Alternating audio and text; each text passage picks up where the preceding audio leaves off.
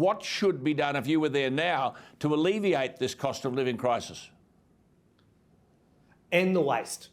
What we can't afford to do is to put more debt onto the state's books, which means we cannot pay for the world's most expensive flagpole. We can't pay for more blowouts on Sydney Metro project, which was revealed today. We can't have another stuff up like the Sydney CBD light rail, which put more than $1.5 billion of extra debt on the state's credit card. The waste has got to come to a stop. Yeah, well, I mean, there has been enormous revenue growth, hasn't there? High royalty taxes from the world's coal prices, but that extra revenue is being spent rather than retiring debt. Yes, and the irony is for Matt Keane, no doubt coal royalties have come to the rescue of his budget, and he is predicting rapid growth in revenue. He has some heroic forecasts, but the truth here is that he's taking a big gamble with the state's finances, and ultimately it's the people of New South Wales who will pay, because if he gets it wrong, if the revenue doesn't grow as much as he's predicting, then what will happen is the debt will have to climb because the spending higher. has already and taken as you place. pointed out, The spending has already the taken spending place. is baked in. Let me ask you this though, Daniel, because And we're as you always... say, Sorry, go on. No, as you say, we are already in a scenario where we Yes. pay more in interest than we do for TAFE. That's it. And we will be paying nearly $2 billion more in interest than we pay to fund the New South Wales Police Force. Yeah, absolutely. I want to ask a couple of questions though. Parents, we're told, will be able to claim a $150 voucher for every child in primary and secondary school. Is that spending means tested? Not that we can see, and it does look like this one-off payment that's meant to arrive in bank accounts on the eve of the election. That's what it looks like. Well, now, we're not going to say no to anything that will help. 520 million. We won't say no to anything. No. 520 million in toll relief.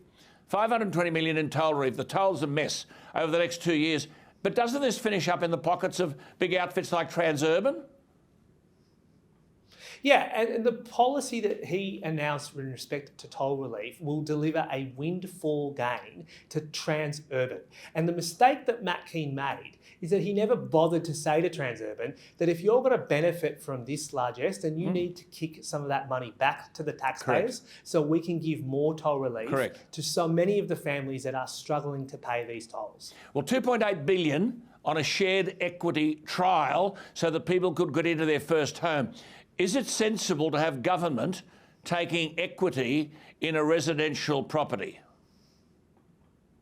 Look, we will judge that program by its results, and we'll pay close attention to the results of that trial. But the rumour going around Macquarie Street is that Matt Keane lent Anthony Albanese his vote and took his policies in exchange, and that's how we ended up with a shared equity scheme.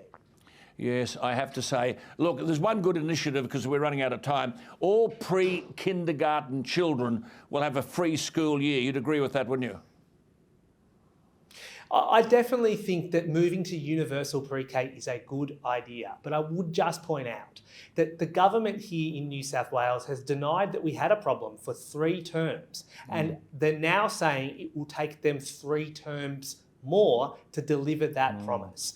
I think that I have myself a kid in preschool right now. He will be well and truly into high school before the first kid enters universal preschool education in New South Wales.